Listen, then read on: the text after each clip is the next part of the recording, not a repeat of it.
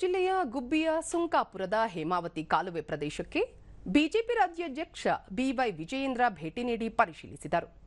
ಈ ವೇಳೆ ವಿಧಾನ ಪರಿಷತ್ ವಿರೋಧ ಪಕ್ಷದ ನಾಯಕ ಛಲವಾದಿ ನಾರಾಯಣಸ್ವಾಮಿ, ಶಾಸಕರಾದ ಸುರೇಶ್ ಗೌಡ, ಜಿವಿ ಜ್ಯೋತಿ ಗಣೇಶ್, ವಿಧಾನ ಪರಿಷತ್ ಸದಸ್ಯ ಸಿಟಿ ರವಿ, ಯುವ ಮೋರ್ಚಾ ರಾಜ್ಯಾಧ್ಯಕ್ಷ ಧೀರಜ್ ಮುನಿರಾಜು, ಬಿಜೆಪಿ ಜಿಲ್ಲಾಧ್ಯಕ್ಷ ರವಿಶಂಕರ್ ಹೆಬ್ಬಾಕ ಸೇರಿದಂತೆ ಹಲವರು ಉಪಸ್ಥಿತರಿದ್ದರು.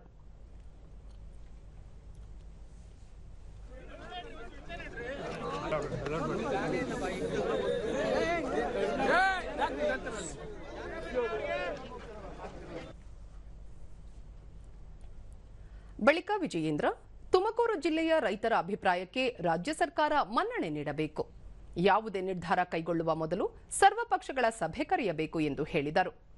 ಹೇಮಾವತಿ ಕಾಲುವೆ ಕಾಮಗಾರಿಯನ್ನು ತಕ್ಷಣ ನಿಲ್ಲಿಸಬೇಕು.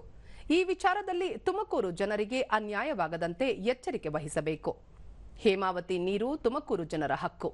ರಾಜ್ಯ ಸರ್ಕಾರ ಹೋರಾಟ ಮಾಡುತ್ತಿರುವವರನ್ನು ಹತ್ತಿಕ್ಕುವ ಕೆಲಸ ಮಾಡುತ್ತಿದೆ. ಇದು ಸರಿಯಲ್ಲ.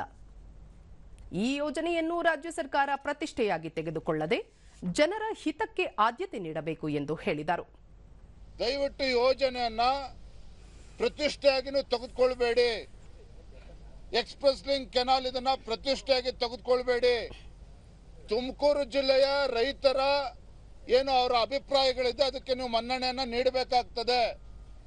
ನೀವು ಏನೇ ಮುಂದೆ ಹೊರಿಬೇಕು ಅಂದ್ರೂ ಸಹ ಇವತ್ತು ಸರ್ವಪಕ್ಷದ ಸಭೆಯನ್ನ ದಯವಿಟ್ಟು ನೀವು ಕರೀರಿ. ಈ ಭಾಗದ ರೈತರ ಅಭಿಪ್ರಾಯ ಏನಿದೆ ಅದನ್ನು ಕೂಡ ನೀವು ಆಲಿಸಿ. ನಿಮ್ಗೆ ಯಾವ್ದು ವಿಚಾರ ಗೊತ್ತಿಲ್ಲ ಅಂತೇನಿಲ್ಲ.